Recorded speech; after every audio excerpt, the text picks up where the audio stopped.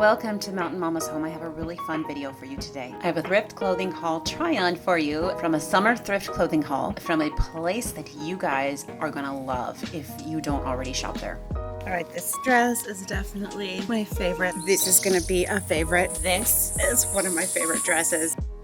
But that's not all I have for you today. If you would like to save money on soap, and if you want to dive into homemade bath and body care, you're in the right place. I'm going to show you how to your own soap. This is a super easy beginner soap making process. And today I am making goat milk soap. I've recently been learning about the benefits of goat milk in your soap and your lotions. I love adding herbs to the soaps that I make. I have my master's in herbology from the School of Natural Healing, and I find that adding herbs to skin products helps elevate them and give them added benefit. Also in this video, I'll show you guys what I found to help organize one of my many herb shelves. I'll tell you guys about a couple of the teas I've been using to support health. And lastly, I'll have a devotion. Let's start out with the teas though. On cooler days, I still love my hot tea. I've just got a thing for hot tea. I will always have a thing for a hot tea. But with 104-degree temps that we've been having, sun tea that has been chilled is definitely more appealing. I've got a little helper here. I'm teaching her how to make sun tea. I was about her age when my mom showed me how to make it. She's going back inside. She says she wants to try some with Bengal spice. I think that sounds really delicious. Speaking of which, you can use any tea from the store to make sun tea with. Let's move on to the soaps now. We're going to start with getting our scale out. We have to weigh everything, and I like to weigh things by grams. So right here I have beef tallow. And I'm not sure that it's exactly technically tallow. When I cook hamburger, I save the grease. I boil it in salt water, chill it, and then peel the grease off the top. And I go through this process about 4 times until the grease looks perfectly white like it does here when it's chilled. Then I put it in the freezer after I've wrapped it in parchment paper. This helps to kind of extract any extra moisture, especially after it's left in there for a month. As you can see, this is very, very pure white. It has the faintest smell of hamburger, but it's almost entirely gone, and that scent will be entirely gone once we have made the finished product. A little tip: when you go to boil it in salt water. Somehow this helps to clean it more thoroughly.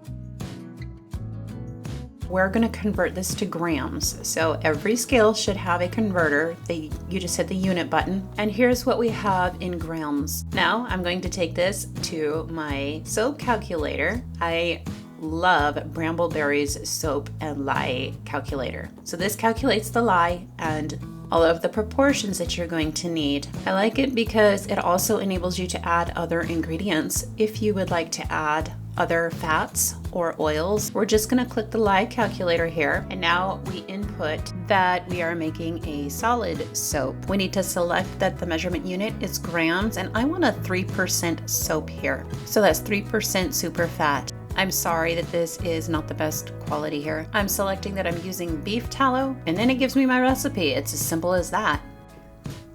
Next, I am melting my fats over here on my wood cook stove. And now it's time to measure out the liquid. For the liquid, I'm using goat milk. Now here's the tricky part. You want to use frozen goat milk. So it's best to freeze it in cubes. And just so you can get the grams precise, freeze the cubes in various sizes so that you can take a cube out if it weighs too much and put a smaller one in. In my research, I've read that one of the benefits of goat milk soap is that it may help improve dry skin, which we have a lot of since we live in a dry area. It's also really rich in nutrients and vitamins. And apparently there's information that it may help create a healthy skin microbiome. Next, we're going to measure out the lye. You want goggles, you want gloves, you want good ventilation, and you want to make sure no children and no pets are anywhere around. Lye is extremely caustic and it will burn you. If a pet or a child were to ingest this, it could completely burn through their insides. This is why I was never brave enough to make soap until all my kids were older and old enough to understand to stay away. Again, you don't want to breathe the fumes of this either, so make sure there's really good ventilation. And I also suggest wearing a face mask if you get some on your skin. Also,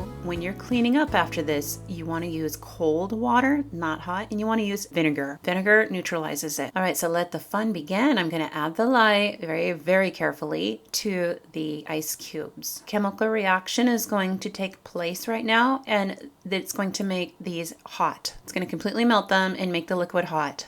The reason we use ice cubes, goat milk ice cubes, is because it's going to get so hot and it will actually burn the milk if you don't use ice cubes. This has melted and now it's time to take the temperature. You want the temperature to be around 110 degrees, and this actually cooled off a little bit too much because of those ice cubes. What I need to do now is I need to just heat it up ever so slightly and very carefully. The lye and the fat is about the same temperature right now. You want them both to be about 110 degrees. So now it's time to emulsify them together. I have used my KitchenAid, but I found that my hand mixer works much better.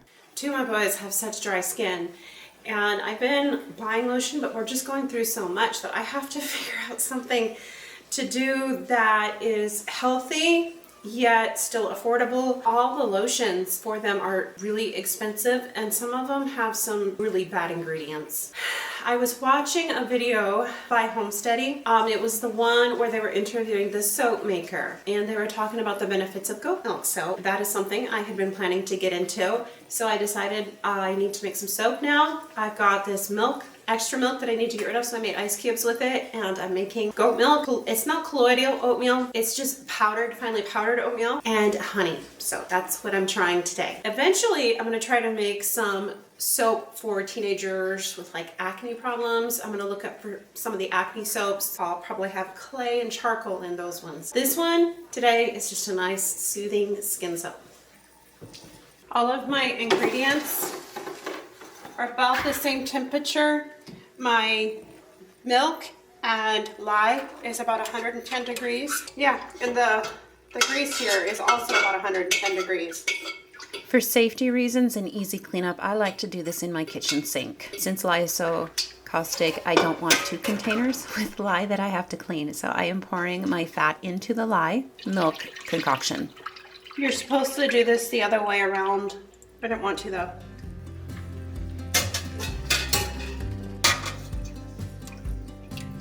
The less things I can have touching the lye, the better.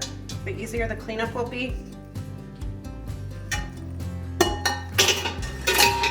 The window's open, I've got good ventilation. It's a beautiful rainy day.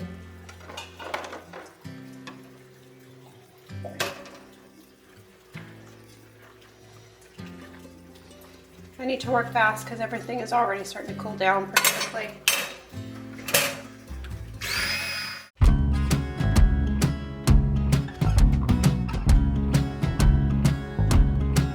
You want to blend it for about a minute and then let it sit for a couple, and then blend it again and kind of continue this process. As it starts to thicken, you can begin to add your essential oils and your other ingredients. I'm adding the oatmeal, I added some honey, and I added a little bit of essential oils. I think I used cedarwood, either that or orange. Come to think of it, it was orange. I thought an orange calendula honey oatmeal soap sounded nice. It is getting a little bit thicker, so now I'm going to add the calendula. This is calendula that we grew from our garden last year. Adding the honey made the soap turn a darker color, but it will return, and it did return to a lighter color after the chemical reaction was finished taking place for about 24 hours. Again, I am a beginner.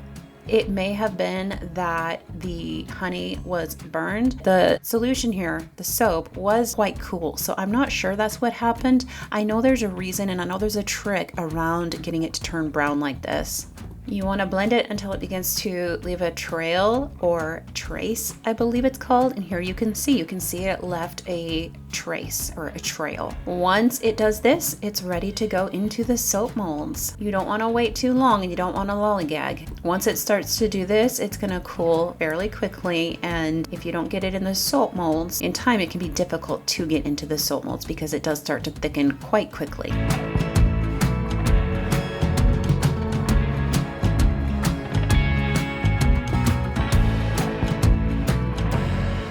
Next, you want to cover it and then somehow insulate it. I'm using a towel to do that.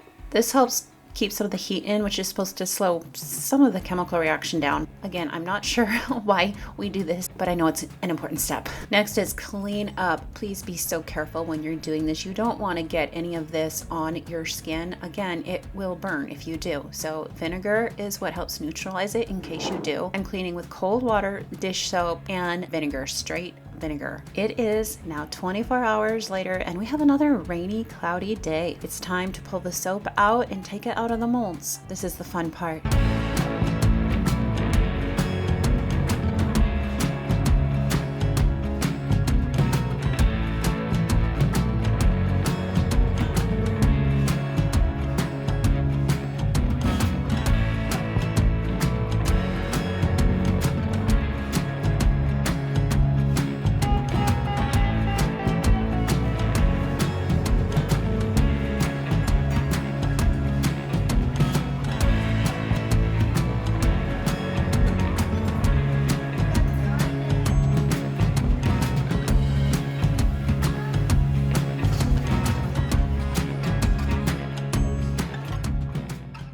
I didn't do my hair for this. I hope you guys can forgive that. I'm at that age where it's just feels like so much work to do.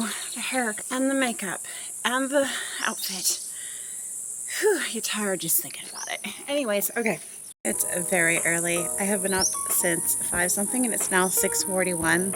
It's so quiet and peaceful out here this morning and the goats stopped bellowing.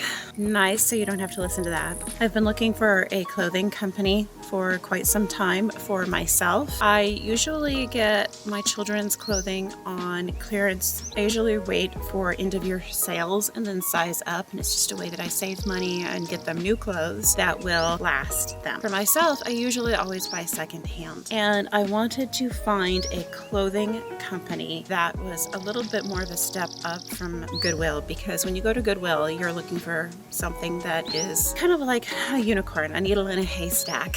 It's hard to find the right pieces in the right colors, in the right sizes that will fit you and that look good on you. I decided to give ThredUp a try again.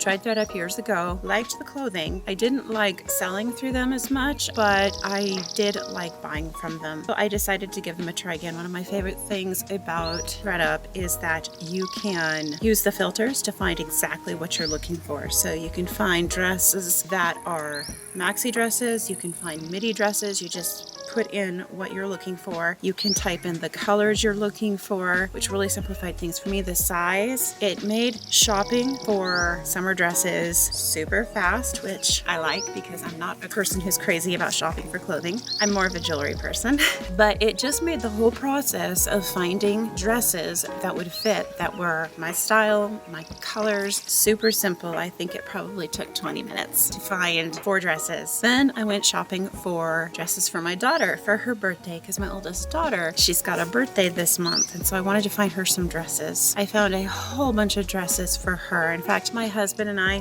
we actually shopped together and found her some dresses. So that was a lot of fun. I'm excited to give them to her for her birthday. I can't show you those though.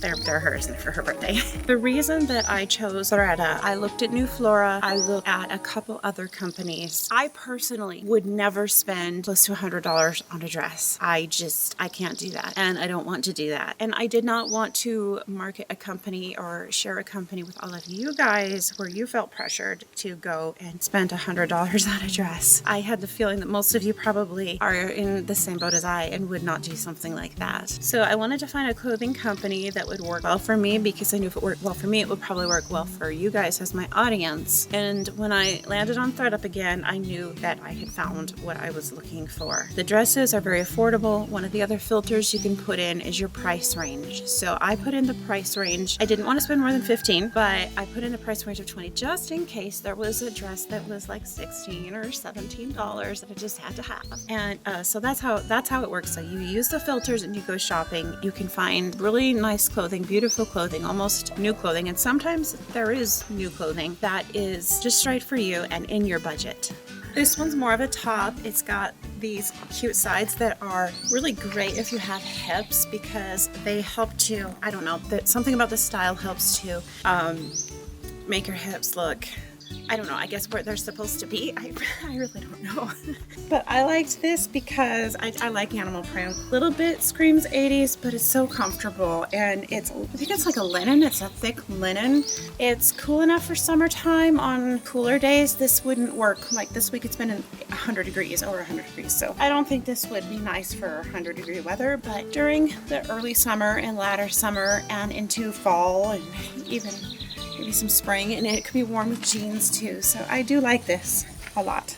Dress. I just really like this dress. I love the color. It's one of my favorite colors. I don't have a favorite color, but if I was to have a favorite color, this might be it. I'm not sure. It's yellow, but it's more of a gold yellow. Exceedingly comfortable. It's short enough. It's just above the knees. So I think I'm that age where, you're not supposed to wear stuff above the knees anymore, but I'm going to do it anyway. Comfortable. All right, this dress is definitely my favorite. One of my two favorites. I think it might be my very favorite dress of the entire ThredUp haul.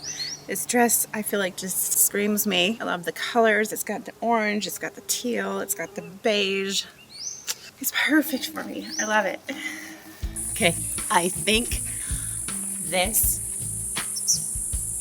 is one of my favorite dresses of all time. Now that I got this one on again and I'm looking at it, I'm thinking maybe I do like this one as much as the other one, and I think I do. I don't know. Beautiful on this dress. It's not flowers. I don't like flower print unless it's kind of like an artistic flower print. I almost forgot to tell you guys, I will share my link to ThredUp. ThredUp has a really neat program and even you can do this. If you share your link or share ThredUp with others, they will reward you for that. All right, one last thing. This isn't ThredUp, but it's so cute, and it's my new apron. I wanted to show it to you guys. It's sturdy, and I really like that it wraps all the way around. It does have a cross back. I know you guys got a thing for the cross back aprons. Another thing that I forgot to mention that I liked about ThredUp is I liked that they didn't use human models. One of my pet peeves about going shopping for any type of clothing is when they use models that are like a size 0 and Photoshop to the hilt. There's no way to tell what the garment is going to look like on a real woman. With ThredUp, they put it on an appropriate size mannequin for the dress, so you get a much better idea of what it's going to look like.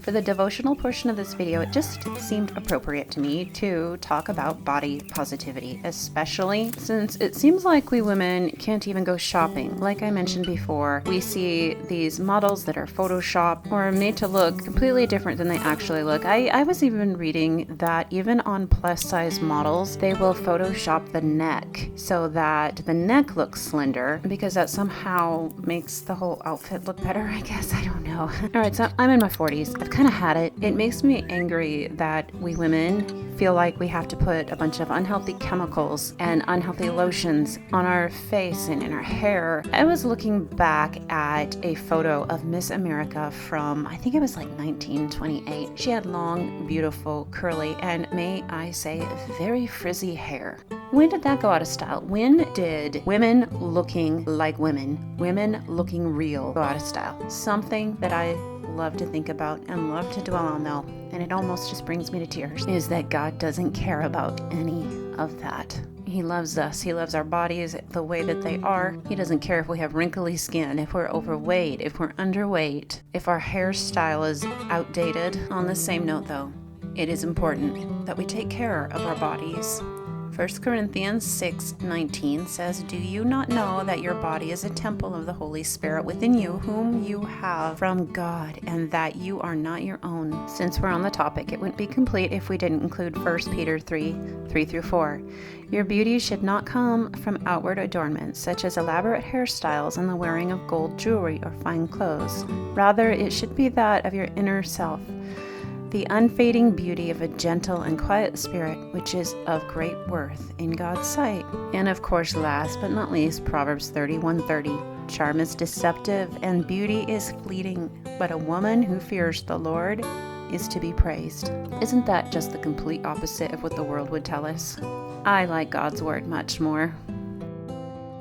This is my herb shelf. A lot of these are for herbal teas that I drink throughout the week. Some are for pleasure, some are for health benefit, some are for making soaps. But I've been wanting to reorganize this shelf for quite some time. It is just a disaster right now, so I am doing that today. A few days before this, I was in the big city at a Ross's, and they had glass jars for sale that I realized would be absolutely perfect. The jars were actually on clearance. They were marked, I think, half off. And one of the reasons I wanted them is because instead of using real estate on this shelf that goes out, they went upward, so they would take up more of the space that is vertical instead of horizontal, making it so I could fit more jars of herbs on the shelf. I have another hutch in the basement with herbs on it and tinctures, but I'm one of those people that if it's not in my immediate space, I kind of forget about it. So now I'm just going to go through and take all of the herbs that are in these big fat jars that are taking up a bunch of horizontal space into these small jars.